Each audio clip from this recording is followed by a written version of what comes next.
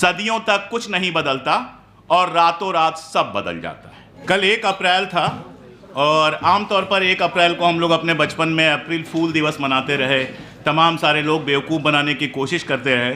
कल शाम तक मैंने इंतज़ार किया कि कोई मुझे बेवकूफ़ बनाए और शाम को मेरे समझ में आया कि 365 दिन हम लगातार बेवकूफ़ बन ही रहे हैं, तो फिर हमें नया कौन बेवकूफ़ बनाता? कोई नहीं बनाता है। अब वो फैशन, वो पूरा का पूरा त्यौहार ख़त्म हो गया और हमारे देश की सबसे ऊंची गद्दी पर एक आदमी ऐसा बैठा हुआ है जिसे मजाक नहीं पसंद है, जिसे कार्टून नहीं पसंद है। मैं याद करता हूं जवाहरलाल नेहरू का वो फेमस आर्टिकल जिसमें वो कहते हैं, don't spare me Shankar.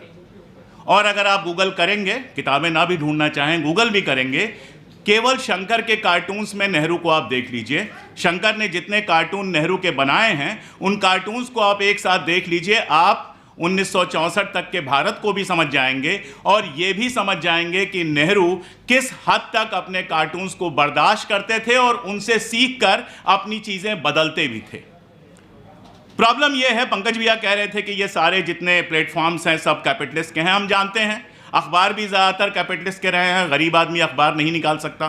TV channel सारे रईसों के रहे हैं, ठीक है, लेकिन उसके बावजूद एक लिबरल डेमोक्रेसी में इन सब जगहों पर स्पेस थी कि आप सरकार की आलोचना कर सकें, आप कह सकें गलत को गलत।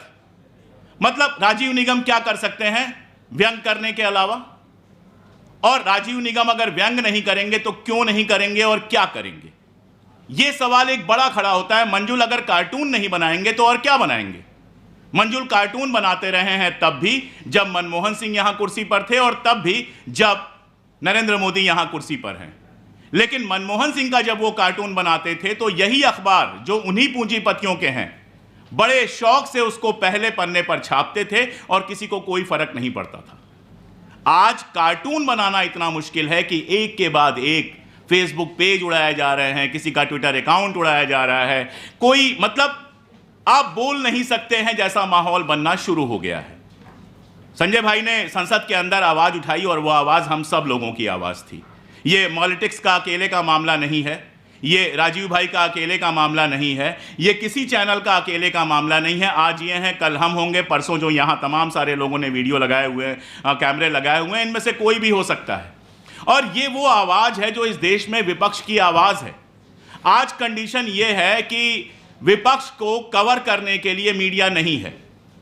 भारतीय जनता पार्टी का कोई पार्षद भी अगर चाहेगा तो वो नेशनल मीडिया में आ सकता है, लेकिन दूसरी पार्टियों के सांसद और यहां तक कि विपक्ष के नेता को भी बाकायदा मीडिया में आने से रोका जाता है। मीडिया में गलत तरीके से रिपोर्ट किया जाता है या रिपोर्ट ही नहीं किया जाता है। और यही वजह एक अल्टरनेटिव मीडिया खड़ा हुआ है।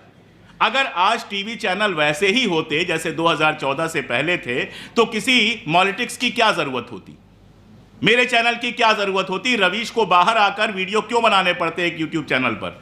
अजित अंजुम जैसे पत्रकार को अलग से वीडियो क्यों बनाने पड़ते? या तमाम नाम आप गिनते चले जाइए, ये इन सारे लोगों को अलग से आकर अपनी बात क्यों कहनी पड़ी? क्योंकि मेन स्ट्रीम मीडिया में उसकी जगह खत्म हो गई थी।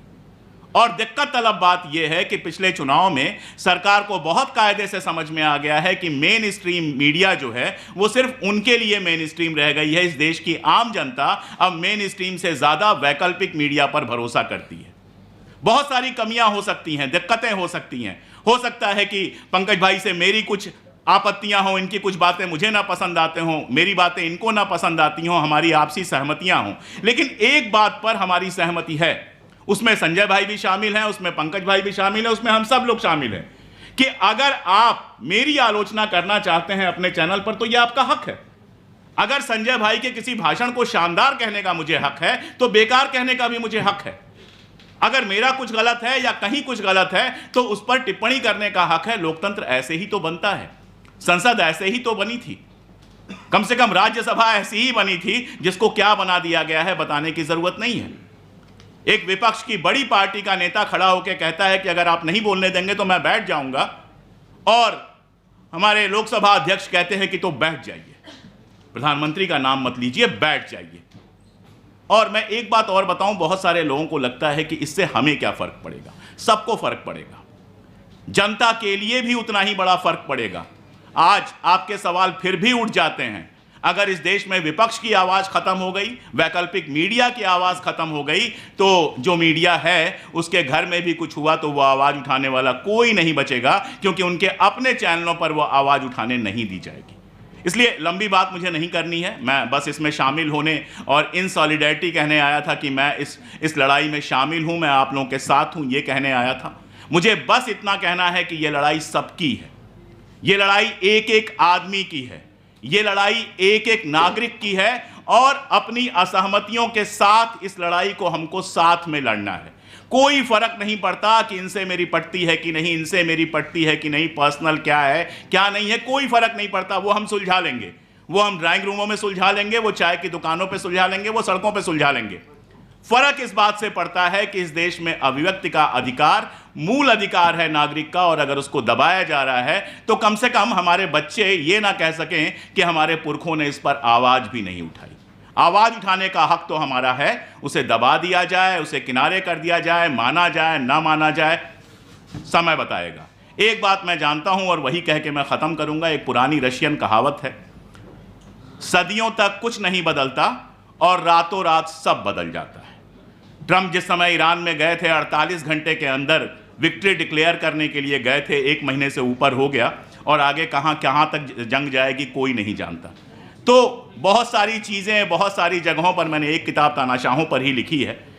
चाउसेस्कू का नाम आप सब लोगों ने सुना होगा। चाउसेस्कू और उसकी पत्नी का डंका बसता था। डंका बसता था मतलब बसता था। कुछ दिक्कतें इकोनॉमिक शुरू हुई, एक भाषण देने वो आया और उस भाषण में ज़रा सा अटक गया, उसकी ज़बान फिसल गई थोड़ी सी, लगा कि उसके अंदर डर आ गया है। जनता ने वो डर पकड़ लिया, 24 घंटे के अंदर चाउसेस्कू गद्दी से हट गया, और उसके बाद जो हुआ वो आप सब लोग जानते हैं। संघर्ष की ज़रूरत इसीलिए होती है कि हमारी पीढ़ी को मिले, अगली पीढ़ी को मिले। संघर्ष की परंपरा लगातार चलनी चाहिए, और आवाज़ उठाने के हक के लिए संघर्ष हमारे समय का सबसे बड़ा संघर्ष है। और मैं बिल्कुल पंकज भाई से सहमत हूं कि मैं खुद को विपक्ष का हिस्सा मानता हूं।